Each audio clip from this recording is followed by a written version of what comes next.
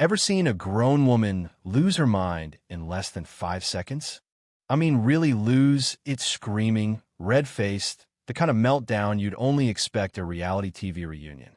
That was my neighbor, Tracy Milbore, the day she tried to have me hauled off in cuffs, only to go completely silent when she realized who was stepping out of that police cruiser. I'll get to that, trust me, but let me back up for a second. I'm Wold Briggs. I'm 48, retired mechanical engineer, living out in Sunset Hills, Nevada. Nice place, decent weather, house paid off, life on cruise control except for the neighborhood HOA, which if you've never tangled with one, is basically a mafia with landscaping privileges. $320 a month for a pool I never swim in, community events I never attend, and a bunch of rules about mailbox color and lawn patterns.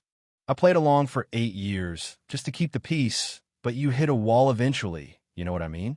I started digging into Nevada law, did some paperwork, and in about 30 days, I officially broke free. No more HOA dues, no more polite little threats in my mailbox, and best of Alley could plant whatever I wanted in my own front yard, diagonally if the mood struck. That should have been it, right? Freedom, end of story. Wrong. Because you know who doesn't love change? Tracy Milbore, 3 doors down. Her husband, Harold, was the HOA president, but Tracy was the one who lived for drama. Clipboard in hand, phone camera at the ready, she could spot a misplaced trash bin from half a block away. Halloween? She'll let you know your pumpkin's ruining the curb appeal before you've even tossed it. Now, I never had issues with her until the day my withdrawal letter hit the HOA mailbox. 2 days later, Tracy storms up my driveway, waving printed emails like she's serving a warrant, eyes all wild. You can't just leave. That's not how it works. Not even hello. I set down my garden hose and tried to explain, actually, Tracy, the law is pretty clear. If you own your house outright, you can opt out. She acts like those papers in her hand are legal proof I'm the devil. Community standards, property values. Walt, you're going to ruin everything. Then it hit me his wasn't about community, not really. I remembered something Harold let slip at a block party, once about being strapped for cash, and suddenly Tracy's freakout made sense. She didn't care about my Gardini ash, cared about losing dues. From that moment, she went full CSI, suburbia on me. Photos of my car, tires, touching the curb, emails about my lawn growing a 1/4 inch past regulation height, Christmas lights still up on January 2nd. Every day, something new. Tracy, I'm not even in the HOA anymore. What are you doing? I'd ask, trying to keep it civil. But she just gets this look like it's personal now. It's about being a good neighbor. When you break the rules, everyone thinks they can. Yeah, she wouldn't let it go. Things got weird real quick. Next morning, I see her outside with a construction measuring tape, checking my trash cans like she's prepping for a bomb squad. Section 15 point whatever, she's muttering into her phone, must be exactly 18 inches from the curb. At that point, I bought security cameras. Worth every penny. Within 2 days, I catch her in a homemade city inspector vest, poking around my lawn. She's even knocking on doors, warning neighbors about mysterious safety violations on my property. Carl next door just watches and laughs. Ruth across the street calls her out, Tracy, show me your badge. Tracy bolts. It'd be funny if it wasn't so insane. Finally, I had enough. I walked over, calm as can be, and said, Tracy, impersonating a government official is a federal offense. You're on camera. Maybe you should call a day. She barely blinked. Your cameras are the real problem, Walt. At this point, she escalates. Next thing I know, my power gets shut off because someone reported the house as vacant. Same thing with the gas. The mail every time, I have to show ID and proof I'm still living here. Ruth pulls me aside, tells me Tracy did the same thing to the Johnsons back in 2019, drove them out after they missed a payment. That's when I started documenting everything. Photos, recordings, statements from Ruth and Carl. I even called Harold, sounded tired. Walt, I never sent you any violation notices.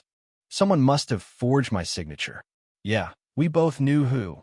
That's when I decided to turn the tables. I planted a big for sale sign in my yard, not really looking to move, just wanted to see what Tracy would do. Sure enough, She called within hours, fake name. Same old Tracy voice. I played along, told her, honestly, this neighborhood's got issues, especially a neighbor who likes playing inspector. She panicked. I caught her on my camera outside my gate, pacing, talking in her phone, fake vest and all. I walked right up. Tracy, we need to talk.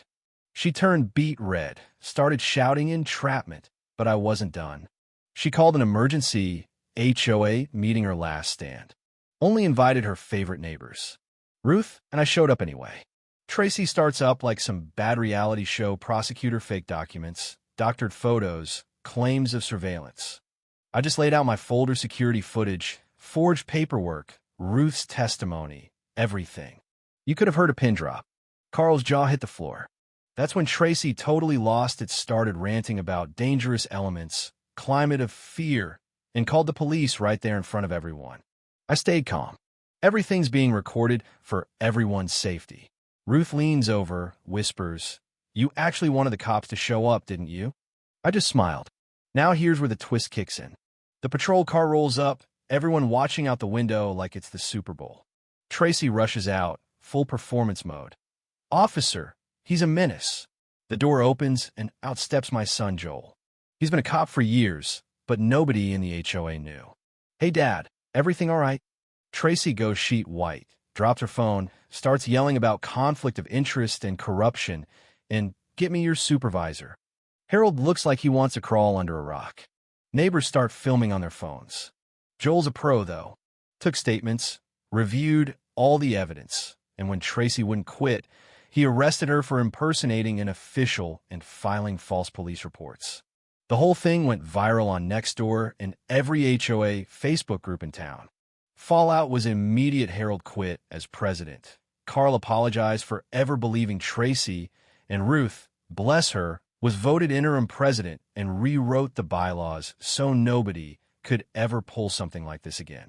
In the aftermath, Harold finally admitted Tracy had been trying to get my house on the cheap for her brother to flip. She'd been running this scam for years, scaring families out and lining her own pockets. 6 months later, we threw a block party. Joel showed up in a t-shirt instead of a badge. The mood was lighter, property values went up, new folks moved in, and Tracy became an urban legend. Last I heard, she was causing trouble in some other neighborhood, but honestly, not my circus anymore. So here's the thing. Bullies like Tracy bank on fear and silence. But if you stay calm, keep receipts, and trust the process, the truth comes out eventually. Sometimes karma really does show up wearing your last name on a badge. If you've ever had your own Tracy, stand your ground. Now I gotta ask, did I go too far, or was I right to fight back? Where's the line between protecting your home and becoming part of the problem? Can HOAs be fixed, or are they always just a power trip waiting to happen? Drop your thoughts below. I want to know how you'd handle it.